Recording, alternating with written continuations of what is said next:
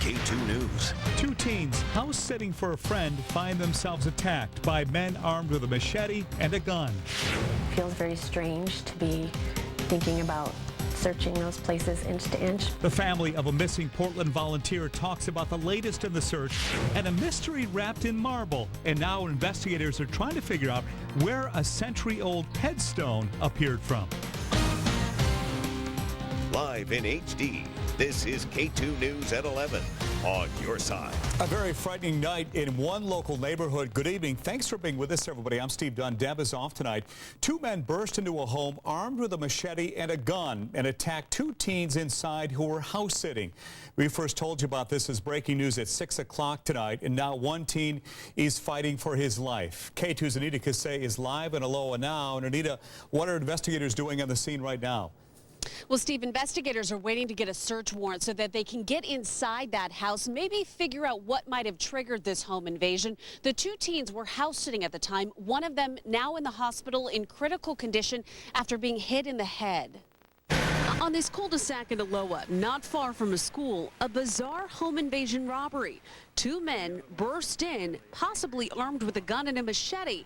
Inside just happened to be two teenagers. I think it's a little alarming because I live in the neighborhood and I have a teenage daughter. So it's a really quiet neighborhood and it wasn't expected. And then we found out the names of the two boys and one of them's my neighbor, and so it's kind of weird. The Washington County Sheriff's Office says the men hit one 15-year-old on the head, hurting him badly.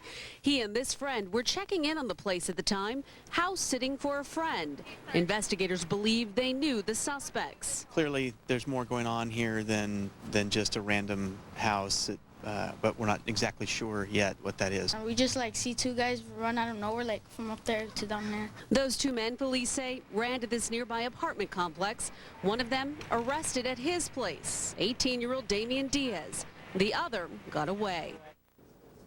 That 15-year-old, we are told, goes to Aloha High School. As for the second suspect, there's not a lot of information on him right now. Police tell us he is either black, maybe Hawaiian, but that's all they're saying at this point. Live in Aloha, Anita Kasey, KATU News. It's going to be a night of searching out there. Anita, thank you very much for that. Also, it's an amazing development you saw first on KATU. The 12-year-old boy who spent nearly 20 minutes underwater before being rescued is finally home tonight. A soft-spoken Dale Ostrander said he was excited to finally leave the hospital today. Can you say yes? Yes. Yes, definitely. Yay! In this unforgettable photo, rescuers carried Dale from the water near Long Beach back on August 5th. For the past few weeks, Dale's been getting treatment at Seattle Hospital after he was released from OHSU. His mother tells us he did sustain brain damage, but is recovering pretty well. He is not fully himself as he was before. He is not 100% Dale, as he was August 4th, say. But I believe that he will be back. I believe that he will recover fully. Being himself and being loving and sweet and a little bit goofy sometimes, that's still there. And Dale's mother says he's looked forward to petting his dog Peanut and couldn't wait to see her at home. The search effort intensifies for a Portland man missing in Southwest Oregon. New at 11 now, Mark Bosworth's wife is talking about how the family is trying to stay positive. KATU's Megan Kalkstein has this story tonight. And Megan, a lot of family and friends heading down to help out? Yeah, his wife's cousin says right now they're just trying to gather a lot of family support. She's even made a reservation to go to Riddle herself tomorrow morning, and she'll be joining about 50 other people who left today from Portland. Relatives worry a medical condition may have made him disoriented. It sort of feels like an episode of Without a Trace. Mark Bosworth seemingly vanished from the town of Riddle. His disappearance difficult for relatives to understand. He's adventurous, he's smart, and this just feels so unlike, it's so unlike Mark. A volunteer at Cycle, Oregon, Mark was last seen wandering away from camp sometime after 11 Friday night. The vests and the radios so that each team has about 3. Rescuers are joined by a busload of volunteers, many of them with Cycle, Oregon, down from the Portland area to help search. Mark's wife, Julie, says the support is overwhelming. People coming here, people sending us messages. We are feeling stable and positive. Mark had cancer, but he beat it, even has a clean bill of health. Still, his wife said weeks before the trip, he was having headaches And the day he disappeared, witnesses say he seemed confused and different. We fear that perhaps he's had a series of small strokes, or it's possible that his lymphoma, which he's had a one time and then a recurrence, may have recurred and may be affecting his brain. Unsure what happened or where he is, family and friends are doing anything they can to bring him home. It feels very strange to be thinking about searching those places inch to inch, but when it's people you love, that's what you feel like you need to be doing.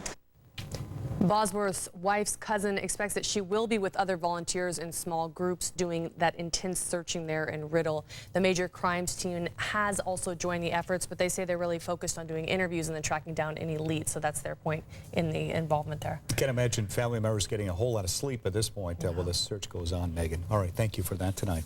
Also, surprisingly candid testimony today in the trial of the faith-healing parents charged in their newborn's death. The boy's grandmother gave the courtroom insight on the church's belief in the power of prayer. If God didn't take a hand in it, I didn't think he was going to make it. Karen White says she and the midwives put their faith in God that David Hickman would live. Born premature and weighing only 3.5 pounds, White says 3 church member midwives fed baby David warm breast milk and wrapped him in blankets. There was no medical treatment and nobody called a doctor, even when the child struggled to breathe. Medical experts testified that if anyone would have called a doctor, there's a 99% chance David would be alive today. Testimony continues tomorrow. New tonight, about a dozen bicyclists are saying tacks tossed onto a popular street punctured their tires. It's happening on North Williams Avenue in Portland. Jonathan Moss of BikePortland.org reported the problem on Vancouver Avenue last week. Now he's getting reports of this new batch.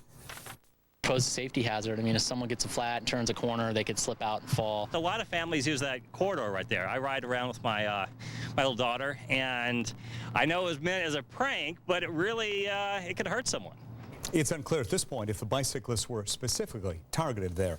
A Washington man is in jail tonight accused of shooting his father, burning the corpse, and dumping a bloody carpet on the side of the road. Investigators went to Troy Fisher's property in Hawkinson today. Other family members were suspicious because they hadn't heard from 69-year-old Bud Fisher for 6 weeks. Not long after deputies showed up, investigators say Troy Fisher confessed. Stephen Krause worked with both men. He says they had a tense relationship. Still comes as a big shock. Worked for his dad, and his dad always kept things in turmoil. Troy did nothing but help him, you know. So Bud, I know, pushed the button again and again and again, and finally I see that it went over the edge. You know, Troy couldn't take it anymore. A judge ordered Fisher held without bond. The death toll from Friday's plane crash in Reno has now risen to 11. Reno police made that announcement earlier today. At this point, at least one of those victims has not been identified. Emergency officials are now working on a missing persons list. 2 Washington men have died from the crash, one from Graham near Tacoma, another from Marysville. There is a frustrating holdup in the release of 2 American men jailed in Iran. Last week, Iran's president announced Josh Fattal, who's from Cottage Grove, and Shane Bauer would be released within days on $1 million bail. But today, the men's lawyer went to court, and the judge wasn't there to sign the necessary documents. He's reportedly still on vacation. Fattal and Bauer were sentenced last month to 8 years in prison, accused of illegally entering the country to spy. It's not clear now when they will be released. If you have a dog, you will want to hear this. Multnomah County Animal Control is seeing cases of the parvovirus already popping up in dogs. They catch it at places like dog parks where they come in contact with other dogs or dog feces. Look for warning signs, they say, like vomiting or a lack of energy. The virus usually doesn't show up until the fall, but they've already seen 4 cases in Multnomah County. An Oregon school district is banning water bottles, saying students were using them to sneak booze into class. The ban not only applies to high school students in the McKenzie School District, but middle school students as well. The district is about 40 miles east of Eugene. We thought, you know, we just don't want to take the risk of somebody drinking at school and then getting into their car and driving on our mountain roads. And I just thought, you know, it's ridiculous, especially if he's in sports. He needs to stay hydrated, not just drink right before practice. Now, the superintendent says students can still have water, just in open containers, and can only fill them in between class periods. An escapee from the Oregon State Hospital was finally found this afternoon in the Sandy area. Matthew Engel escaped from the state hospital in Salem on September 3rd while he was on a supervised walk with other patients. The diagnosed schizophrenic was convicted of manslaughter in 2009. He caused a crash on Highway 26 that killed a woman and her 11-year-old daughter. It is certainly a mystery after a century-old headstone shows up at an Oregon Goodwill store. That story coming up next.